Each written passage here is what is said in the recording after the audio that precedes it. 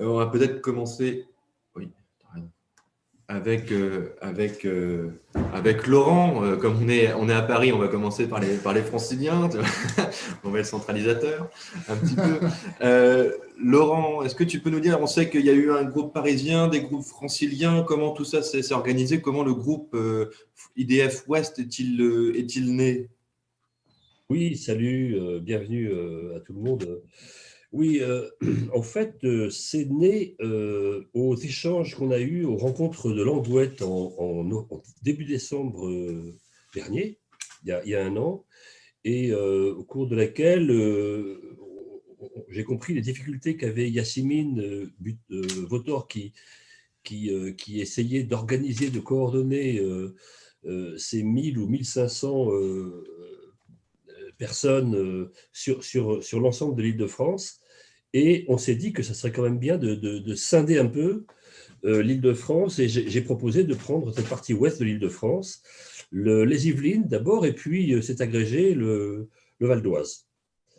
Et puis, c'est vrai aussi que c'est à Langouette qu'on a été très enthousiasmé par le travail du groupe Lorraine que Christophe Aubertin nous avait présenté. Et c'est sur cette cartographie que nous avons souhaité et que nous nous sommes développés. Alors, on s'est réunis d'abord en février de cette année, d'abord physiquement, puisqu'on on avait un lieu grâce au club Éco-Construire en Île-de-France-Ouest que j'ai participé à fonder il y a quelques années et qui est actif et qui a permis de nous voir physiquement. Et puis après, confinement aidant, on s'est vu en visio. Finalement, ça nous a permis de ne pas trop avoir de déplacements difficiles et donc de se voir relativement régulièrement au cours de cette année et surtout plus activement à partir de septembre. Là, je t'entends pas. Je t'entends pas.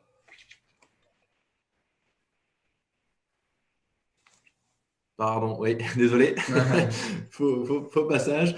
Je disais qu'on a 3 jeunes groupes ce soir qui se sont créés juste avant le confinement. Sandrine, est-ce que tu veux revenir brièvement sur la genèse du groupe Occitanie? Oui, alors bonsoir à tous.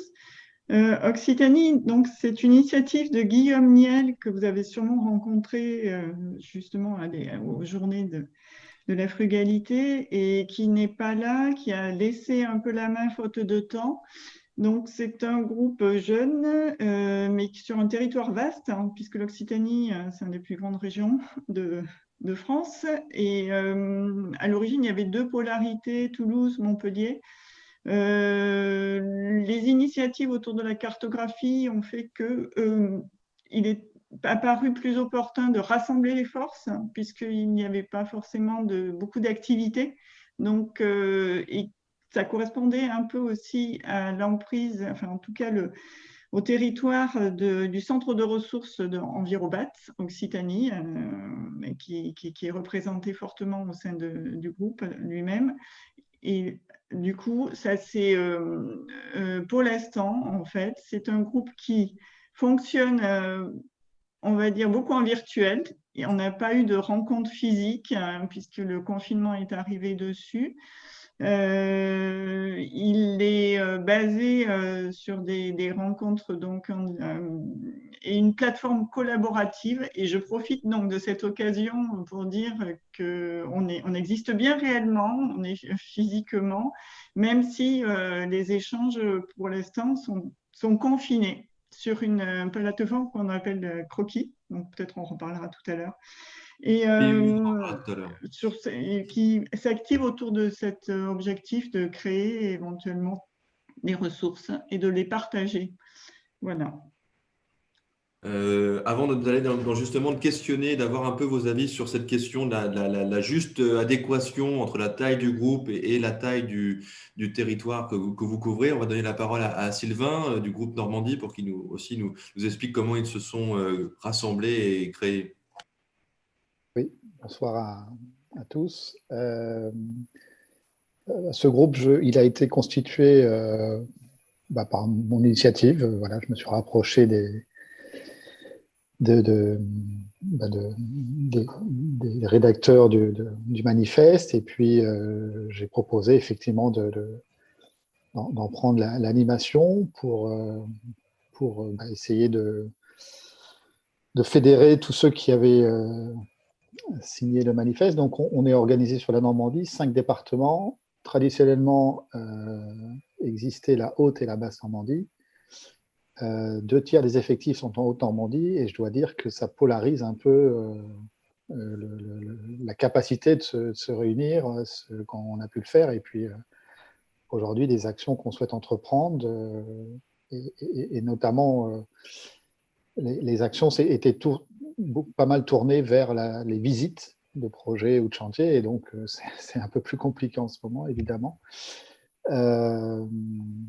Voilà, ce groupe est constitué de divers profils, ce qui le rend extrêmement riche. Et voilà, pour l'instant, ça fonctionne assez bien dans ces échanges, même si on aimerait pouvoir sortir et visiter de vrais projets, de vraies solutions. Alors, on aimerait vous interroger sur 2 points collectivement, justement, parce que la question se pose dans vos 3 groupes. Voilà, quelle est la bonne taille du groupe pour couvrir vos territoires qui sont tous à la fois là pour tirailler entre Montpellier et Toulouse, Caen et Rouen, la banlieue et Paris. Voilà, comment ça s'articule? Est-ce que là, vous voulez nous expliquer un peu comment vous voyez les choses? Et puis ensuite, j'aimerais qu'on parle, parce que vous êtes créé justement quelques temps avant le confinement, quels outils collaboratifs notamment vous avez mis en place pour continuer à travailler suite à votre création. Qui veut réagir à la première question? Laurent, Sandrine? Je veux bien. Oui. Oui, enfin, nous sommes, les Yvelines, je crois qu'il y a environ 120 personnes qui sont systématiquement interrogées et informées du fait qu'on tient des réunions, en vidéo en ce moment, depuis 9 mois, et 30 personnes environ à peu près du Val d'Oise. Voilà. Donc ça fait en gros 150 personnes. Il faut bien dire que en fait, il y a une dizaine de personnes qui se sont mobilisées sur ces 150. C'est donc toujours des petites minorités, mais c'est un grand classique en réalité. Et en fait, on a pu finalement stabiliser des réunions qui, autour de ces 10 personnes, en réunissent toujours 4 ou 5. Voilà ce qu'on peut dire. Et finalement, la visio nous a pas mal servi parce que on est beaucoup moins grand que l'Occitanie. Sandrine, je comprends que c'est quand même très très loin entre Toulouse et Perpignan et Montpellier et tout ça. Mais nous, c'est plus près, mais quand même, c'est loin. Donc, c'est quand même 1 heure de route. Et donc, la visio, c'est utile. C'est finalement pas si mal. Mais je crois que ça n'empêche pas qu'il faille, pour que le groupe existe, il faille se voir physiquement à l'occasion d'une visite, d'un chantier intéressant ou un truc comme ça. Et on compte s'organiser cheminant comme ça. Voilà. Oui. Alors, à l'échelle d'Occitanie, effectivement, entre l'extrême ouest du Gard rhodanien jusqu'à Tarbes dans les Pyrénées, donc ça fait une sacrée distance. Pour l'instant, on a recensé 760 signataires qu'on a invités à chaque fois à s'inscrire sur la plateforme Croquis, en fait.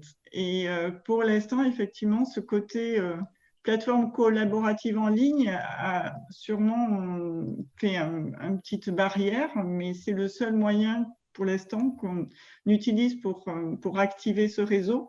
Et en demandant à chacun, mais peut-être que là aussi, aujourd'hui, le fait de se voir et de pouvoir parler, ça permet aussi effectivement d'activer quelque chose de nouveau, puisqu'on ne l'a pas fait jusqu'à présent. Pour l'instant, c'est des invitations à réagir sur Croquis pour se manifester et après investir des groupes de travail qu'on va citer, mais en tout cas dont un est actif sur le réemploi, on en parlera tout à l'heure. Et le reste, c'est du pilotage et ça vise à mettre en place effectivement cette cartographie et à faire du lien avec le national. Alors, on l'a mis un peu en suspens là, ces derniers temps, mais ça fait toujours partie des objectifs. Donc, c'est un outil. Je ne sais pas si vous le connaissez, cet outil collaboratif de gestion de projet qui s'appelle Croquis, qui nous permet d'échanger, de partager et d'activer des groupes de travail. Voilà. Par contre, c'est la visio aussi qui nous aide beaucoup, comme tous les autres groupes. Pour le reste, par les outils que vous connaissez tous. Justement, Sandrine, de manière active, en fait, on trouve une vingtaine de personnes dans les groupes de travail et la moitié régulièrement présents à des réunions voilà, en ligne. Sandrine, tu veux peut-être ajouter des choses, justement, là, comme Sandrine, c'est compliqué, a évoqué la question des outils collaboratifs. Est-ce que tu veux bien développer là-dessus? Parce que je pense que beaucoup d'entre nous cherchent les meilleurs outils. Je sais que vous en avez testé plusieurs, et Laurent et Antoinette également. Est-ce que tu veux aborder directement la question? Oui. D'ailleurs, je vois un commentaire. Effectivement, Croquis va changer de politique. Au-delà de 20 personnes, il ne sera plus entièrement gratuit. Donc, c'est un outil public et donc français, tout ce qu'on veut. Mais effectivement, après, je sais pas, ça sera sûrement pas trop cher. Mais effectivement, si vous comptez vous inscrire à Croquis, les modalités sont peut-être très différentes à partir de la fin de l'année. Là, nous aussi, ça nous a posé question. Donc, Croquis, ça marche bien dans le sens où si on fait l'effort, effectivement, de s'inscrire sur la plateforme et de bien paramétrer son compte pour avoir les notifications, parce que ça, c'est important. On peut s'échanger, voilà, c'est un outil de gestion de projet, donc on peut s'échanger des documents, on peut chatter, avoir différents canaux de communication, et voilà, enfin, c'est assez pratique. Après, au niveau des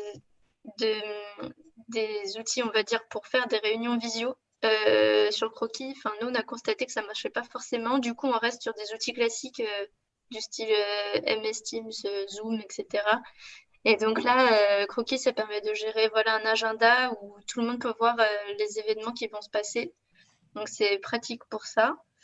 Et ensuite, donc ça, c'est au niveau global. Tout ce qui est échange de documents ou questionnaires en ligne, etc.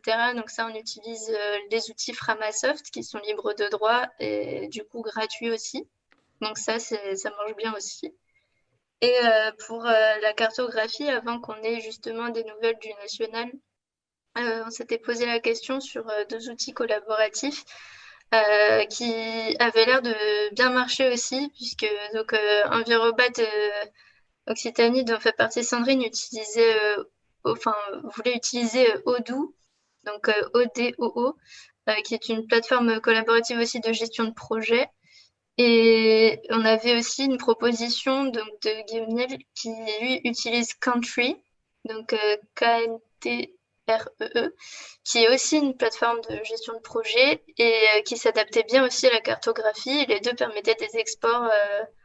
Enfin, les deux avaient l'air intéressants. Donc, du coup, voilà, on a réfléchi voilà, sur la question des outils et voilà, si ça peut vous aider à choisir. Nous, en tout cas, on n'a pas pu tout choisir encore, mais voilà. Et aussi, si je peux me permettre, sur la gestion du territoire, effectivement, nous aussi, on est en virtuel, mais peut-être que dès qu'on aura la possibilité d'avoir une action physique sur le territoire, peut-être qu'on aura 2, voire 3 groupes, puisque les Pyrénées aussi, c'est un territoire particulier. Entre Toulouse et Montpellier, il y a les Pyrénées. Donc, du coup, voilà, c'est juste ça. Et justement, tu parlais un petit peu de cartographie. Antoinette, vous avez développé une valise pour justement enrichir la cartographie nationale. Oui, alors nous, on utilise la valise Chapril, qui est un outil libre aussi. Je peux vous montrer en partageant mon écran comment ça se présente. Voilà. Est-ce que vous voyez mon écran? Oui. Oui. Donc, on peut mettre des dossiers ou des fichiers en ligne et donc, on a une cartographie de la frugalité qui est en fait un tableur Excel qu'on remplit chacun. En fait, on télécharge ce fichier à partir de la valise et on le remplit, on le renseigne. Et on a plusieurs onglets. On a les ressources matérielles, les ressources humaines, les ressources documentaires et puis les actions, projets, réalisations. Donc, on renseigne tout ça et ensuite, on valide pour pouvoir basculer cette cartographie sur la cartographie de la frugalité heureuse au niveau national. Voilà. Et pour valider, par exemple, quand on a des ressources matérielles, pour savoir ce que fait exactement la scierie ou on va leur envoyer un questionnaire pour toutes les carrières de pierre. On a un questionnaire qu'on envoie, que l'entreprise va renseigner, et à partir de cela, on pourra valider si elle est bien dans le contexte de la frugalité ou pas. Voilà. Merci Antoinette. Sylvain, veux-tu ajouter quelque chose? Sinon, oui, non. Non, juste, on a essayé, nous, et on a créé une page Facebook. Voilà. C'était Chacun ses outils. Alors, n'hésite pas à oui. mets le lien de la page sur le chat, s'il te plaît, pour que tout le monde l'ait et puisse vous contacter. Okay. Antoinette parlait également que dans leur cartographie, ils travaillent aussi beaucoup sur la question du réemploi, qui est également une question qui travaille le groupe Occitanie. On va peut-être finir là-dessus, si vous voulez nous dire quelques mots dessus, très rapidement, s'il vous plaît, parce qu'on est déjà un petit peu en retard, sur la question du réemploi. Tu veux que je... Oui, vas-y Sandrine. Ouais. Le réemploi, en fait, effectivement, on a un groupe qui est assez actif, qui se réunit tous les 1 mois et demi, 2 mois, donc toujours pareil en visio. Mais il y a eu quand même une visite qui a été organisée en juillet. C'est là où on avait 1 ou 2 photos, si vous voulez les mettre ou pas. Et du coup, ça nous a permis de créer un peu des synergies, voilà, d'impulser une meilleure dynamique, on va dire, au groupe.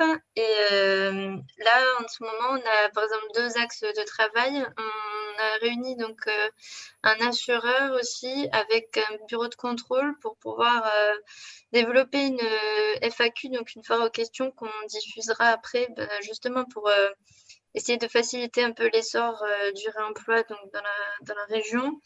Et pareil, donc on a rédigé un courrier qui est en cours, où on va essayer justement de prendre contact avec les maîtres d'ouvrage et les maîtres d'œuvre pour pouvoir un peu sensibiliser sur la question du réemploi, qui n'est pas encore tout à fait bien développée en Occitanie. Voilà. Je peux dire un mot? Oui, vas-y Laurent, bien sûr. Sur les réemplois, oui, parce qu'il se trouve que dans notre groupe, Yveline et Valoise, on n'est pas que des architectes, il y a aussi des ingénieurs qui sont compétents en développement durable et qui cherchent une voie singulière en conseil d'entreprise. Et pourquoi pas, il y a donc des architectes, mais pas que, mais il y a aussi notamment une personne qui travaille, je crois, pour une compagnie d'assurance, justement sur le sujet du réemploi. Et son rôle, c'est d'arriver à déterminer les prises en charge en assurance décennale de matériaux de réemploi. Alors, elle est malheureusement pas très... Elle était là au début de nos activités, on l'a un peu perdu de vue, mais c'est une dimension qui est absolument déterminante si on veut avancer sur le réemploi, que celle des assurances professionnelles sur leur emploi, justement, leur mise en œuvre. Voilà. Je vais conclure en disant, voilà, vous avez 3 jeunes groupes actifs qui ne demandent que des forces vives supplémentaires pour couvrir davantage leur grand territoire. Donc, n'hésitez pas à les contacter. Vous avez eu dans le chat les mails.